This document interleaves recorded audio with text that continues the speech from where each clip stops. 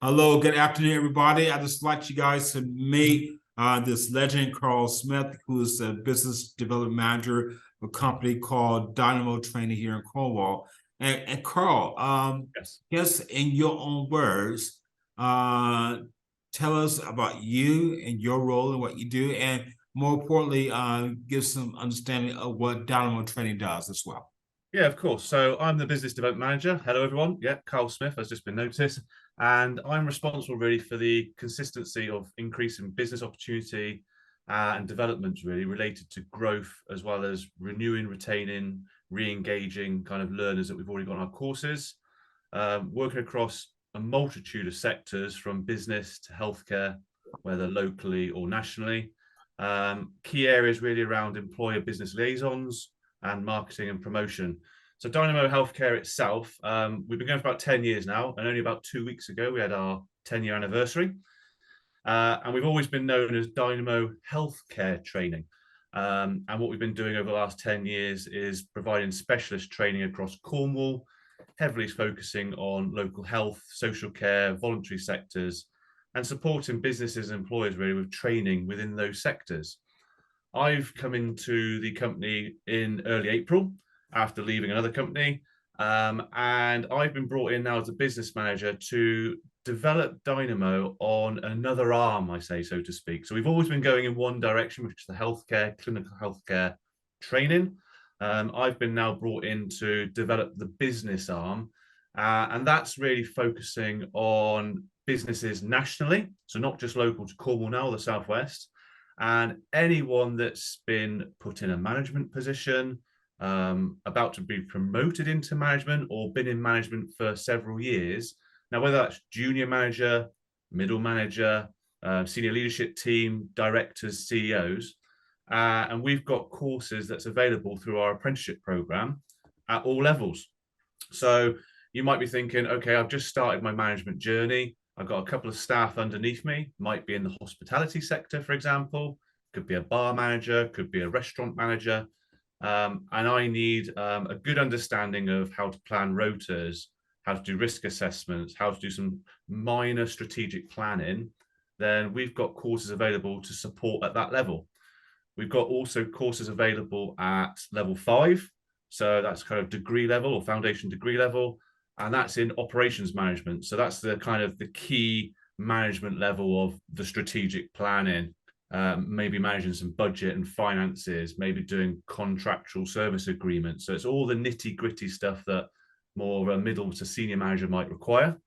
Again, we offer funded courses in that, right the way up to a level 7, which is master's equivalent at senior leadership management as well. So anyone that's in management position, anyone that's worried or just needs extra support and training, we can provide it nationally. That is so wonderful, and look, I love the fact that you're supplying that nationally, but as well as locally as well. And Mm-hmm. I guess so. You've been here since like last month and a half. So your journey, so far in this, there, I'm sure you demonstrated it comes with those challenges as well. I'm sure you Mm-hmm. understand. Yeah, there's always big challenges at the Uh, moment in the economy as it is at the minute with, say, time restraint, staff, and finances. It's trying to sell it to the businesses that it's on the job training, so there's not much time away. All our training is done digitally and remotely, so it's all online, only a couple of hours a week, and then most of it's self-study. Um, and it's just developing that workforce. So if you can't incentivize your work staff with maybe bonuses or additional time off or additional resources, why not incentivize them with free training to develop their personal development journey? that's it. And what kind of incentives are you throwing out at on that? I'm just curious there. What, sorry? What kind of incentives are you actually giving in regards to? I mean, you said to your staff, possibly numeration or time off or other exposed to different resources. What other incentives are you giving? Yeah, well, say that incentivization of the staff, we always think that it's all about retention. There's so much staff nowadays on a rotational basis coming into a business, Yeah. maybe working for a couple of months, a couple of years, and then moving on. because there is no incentivized bonus scheme there because money's tight at the minute in the economy. So this is an opportunity where businesses can actually reward their staff, maybe then through promotion or actually continuing their journey. So a member of staff might get some training from you, on the job training within the business. The business sees productivity rise because of the training their staff have. And who knows, 1, 2 years down the line, that staff member may move on, but then move on into a better paid job. Yeah, exactly. And I guess as you incentivize that you develop staff, you want them, to get better at what they do, Absolutely.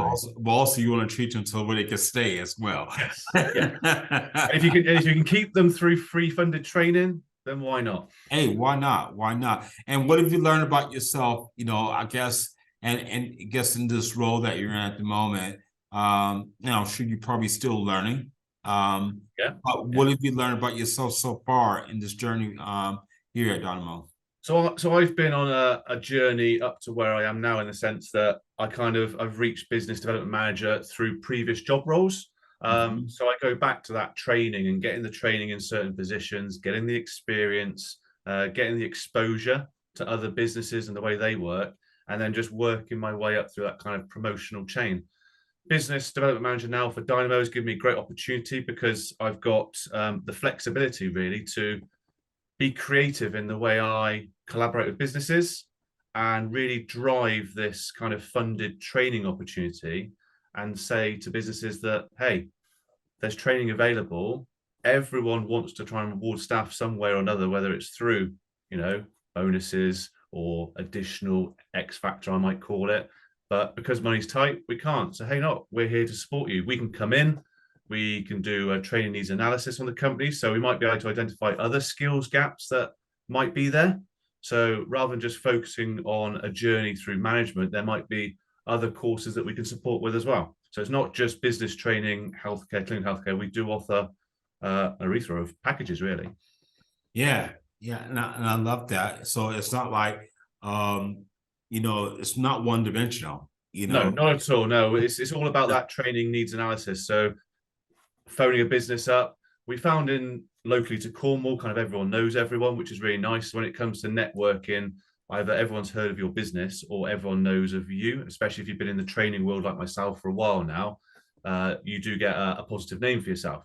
So it's always about picking up the phone, seeing someone at a business meeting, seeing someone on an email, and just making that connection, going for a coffee with them, talking about their business and what their need is right now, and whether or not Dynamo can support that. And and part of that is to, I guess, your networking as well. Is that correct? Yes, correct. Yes. Yeah. And do you find yourself I guess, in your role, it's very relational, isn't it? Oh, huge. It's all about building relationships. I mean, our employer, Dynamo, is fantastic since we've kind of come out of the pandemic now in regards to that flexibility of remote working.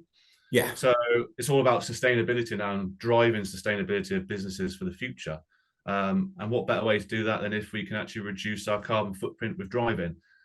We don't drive to the office as much anymore, so I actually work from home. But having said that, I am out and about on the road doing kind of network meetings or Zoom calls like we are today. Just building relationships, talking to people, gathering trust. Trust is the big thing. Yes. Because people want to see face to face, really, to actually kind of understand who you are, what experience you've got, before they want to invest in their staff training with you. Yeah. And you talk about the keyword driving. I have to ask a question for yourself there, Karl. What drives you to do what you do? Drives me to do what I do is an interesting one. It's two-part, really. First one is I think it's my character. So I'm quite a social person and I love to see the benefits in developing people. And that stemmed from early age, really. I mean, I've always been into my sport, so I've always been in coaching worlds. I then joined the armed forces many years ago, and I left in 2012. And since then, I've always worked in the training and development world of bettering people and upskilling people. So for me, what drives me is seeing there's a need and trying to support that by developing a business's productivity or developing their staff. That's so great. And I would say, with that being said, if you knew someone who who's a people's person, and I'm sure you come across, and you can see that potential, Mhm. in them, to develop others, because we become so others can become. You know that saying. Yes. Yep. Yeah, yeah. So, what advice would you give that individual? He's like, oh man, I see so much you can actually be someone who could change and impact people's lives. I mean, what would you say to that person? Firstly, I think it would be all about kind of we don't do it enough. Like, we just don't do it enough, and that's celebrating success or shout about success. Businesses don't do it as often as they should do, but even people, we almost kind of become introvert with, okay, we don't want to be embarrassed about achieving or celebrating what we've just achieved or created. So I think straight away it's identifying those key strengths in that individual and say, oh, fantastic, you've got really good strengths in X, Y, and Z. Have you ever thought of? And then from there, that discussion comes about, okay, no, I haven't really. So it's almost like creative starting of a new journey, building foundations from that new journey, but through identifying strengths in that person. And it's like pulling out the gold, basically. Yeah, absolutely. Yeah, so many people have got those really good strengths or creative ideas, but don't really have a platform to showcase that. Yeah. So that's what it's all about, because I'm just trying to get down to the nitty-gritty. So it's really also about showcasing as well. It is, yeah. Skills. Yeah, yeah. There's a lot of businesses out there. We say, oh, they turn around and say, oh, I've had, I'm not going to name names, for example, but some businesses say, oh, we've just had 20 people through our training program and we had 100% success. So shout about it on social media, share that celebration, and maybe more business will, their ears will prick up and go, actually, that business is getting 100% success rate. Why are they? Let's invest into them. Yeah, exactly. And know what you know now. Okay. So I'm sure this comes from years of developing. Okay. But if you had to start all over again, what would you do differently?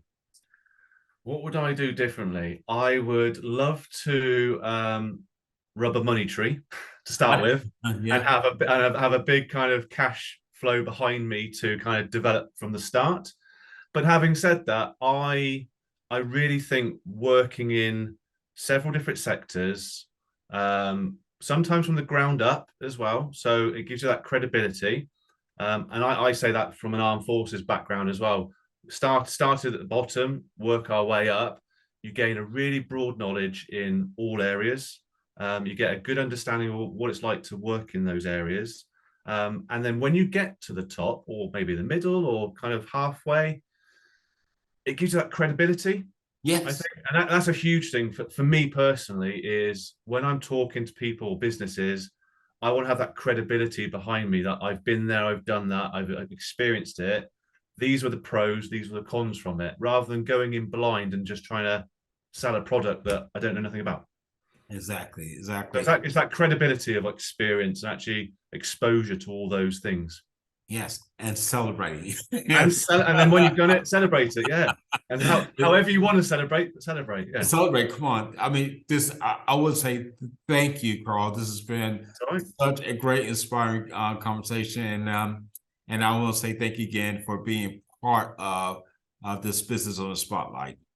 Brilliant. Thank you very much.